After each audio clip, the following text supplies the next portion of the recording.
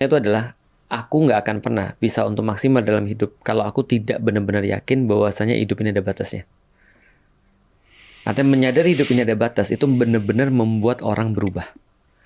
Entah itu terjadi pada orang lain, ataukah kita harus belajar hard way untuk terjadi pada kita.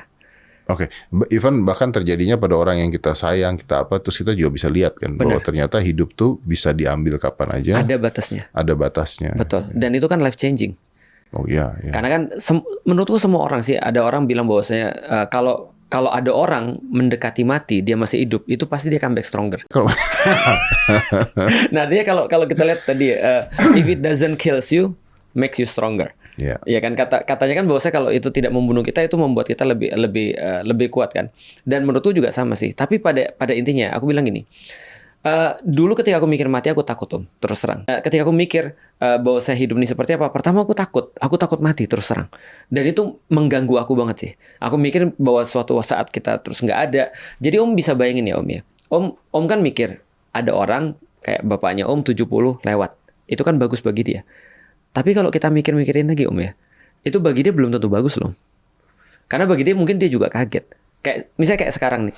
Dan kita kan tahu dalam kondisi itu, kita yang sudah pernah near death experience ini, kita tahu bahwasanya kerjaan itu terlalu banyak yang kita tinggal. Oh iya.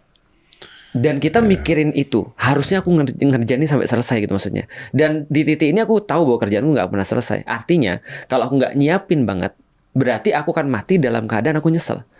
Ada banyak yang belum aku lakukan gitu loh maksudnya Om. Nah, itu yang pertama sih, efek yang pertama. Efek yang kedua yang aku rasakan adalah aku sampai di titik berdamai, lalu aku berpikir, lalu kalau seandainya mati itu memisahkan kita dengan semuanya ini, gimana caranya aku supaya aku tidak khawatir di situ? Jawabannya kayak Om bilang tadi, jangan mikirin diri sendiri.